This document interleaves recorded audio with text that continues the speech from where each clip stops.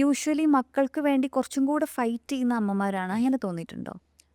അങ്ങനെ തോന്നിയിട്ടില്ല. കാര്യം ഇത് ഡെയിലി കാണുന്ന ഒരു ബാറ്റിൽ ആയോണ്ട് ബാറ്റിൽ എന്ന് തന്നെ പറയണം. ഒരു യുദ്ധം അതായത് ജസ്റ്റ് ആയോണ്ട് ഒരു വാശി എന്നുള്ളതാണോ ഉണ്ടാവുക? അങ്ങനെയുമുണ്ട്. ഓക്കെ. അങ്ങനെയുമുണ്ട്. ശരിക്കും ഇമോഷണൽ അല്ലെങ്കിൽ മക്കളെ കാണാനുള്ളൊരു ആഗ്രഹം കൊണ്ട് അല്ലെങ്കിൽ അവരുടെ കൂടെ ടൈം സ്പെൻഡ് ചെയ്യാനുള്ള ഒരു ആഗ്രഹം കൊണ്ട് ജെനുവിനായിട്ട് കേസ് നടത്തുന്ന പേരൻസും ഉണ്ട്. ഇപ്പം കൂടുതലും നമ്മളിപ്പം റിയാലിറ്റി വൈസ് നോക്കുകയാണെങ്കിൽ കൂടുതലും ഒരു 80-90% അമ്മമാരുടെ കൂടെയാണ് പിള്ളേർ. അതെ. അതൊരു അൺഡിസ്പ്യൂട്ടഡ് ഫാക്റ്റാണ്. യെസ്. നമ്മൾ വരുന്നത് അമ്മമാരുടെ കൂടെയാണ്. പക്ഷെ അമ്മയ്ക്ക് തന്നെ കൊടുക്കണം എന്നൊരു നിയമമൊന്നും പറയുന്നില്ല. ഒരു ഇൻ്റലിജൻറ്റ് പ്രിഫറൻസ് കുട്ടിക്ക് എടുക്കാൻ പറ്റുന്ന ഒരു പ്രായമാണെങ്കിൽ ദാറ്റ് ഈസ് ബിറ്റ്വീൻ ഒരു 9 ഇയേഴ്സ് പ്ലസ് അല്ലെങ്കിൽ 10 ഇയേഴ്സ് പ്ലസ് എന്ന് പറയാം.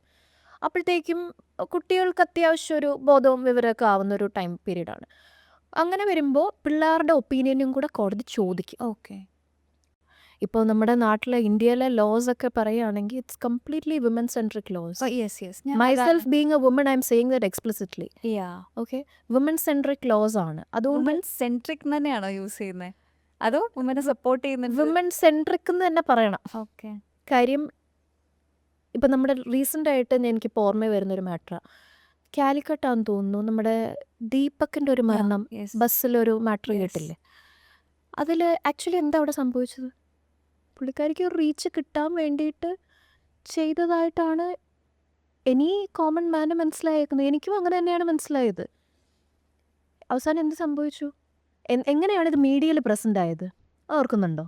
ഫസ്റ്റ് അല്ലേ? Yes yes. ദീപകിനെ അങ്ങ് പബ്ലിഷ് ചെയ്തു, ഫേസും ഫോട്ടോ ഉൾപ്പെടെ പബ്ലിഷ് ചെയ്തു. പുള്ളിക്കാരിയെ അങ്ങ് സെൻസർ ചെയ്തു. And I don't think that's the right way. Crime is not gender specific.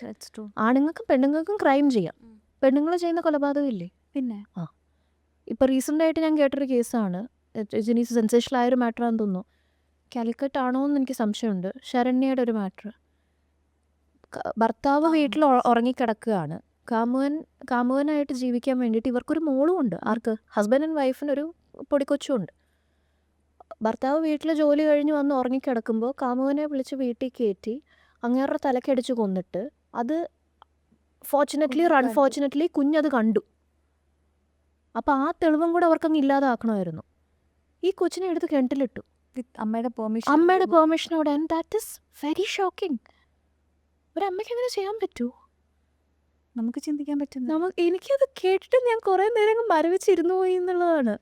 നമ്മൾ ഇങ്ങനത്തെ കേസുകൾ ഇപ്പം വരുമല്ലോ, അല്ലെങ്കിൽ ഞാൻ എൻ്റെ ലൈഫിൽ തന്നെ ഞാൻ മീറ്റ് ചെയ്തിട്ടുണ്ട് ആൾക്കാരെ. അവർ ഡിവോഴ്സ് കഴിഞ്ഞിട്ട് അവർ അത്രയും കാലം ഉണ്ടാക്കിയ എല്ലാ അസറ്റും വൈഫിന് കൊടുക്കേണ്ടി വന്ന, കുഞ്ഞിനെയും കൊടുക്കേണ്ടി വന്ന ഒക്കെ ആൾക്കാരെ കണ്ടിട്ടുണ്ട്. കുഞ്ഞിനെ ഈ പറഞ്ഞതുപോലെ കാണുമ്പോൾ കുഞ്ഞിനെ മനസ്സിലാവാത്ത തരത്തിൽ അത്രയും നീണ്ട ഗ്യാപ്പ് എടുക്കുന്ന.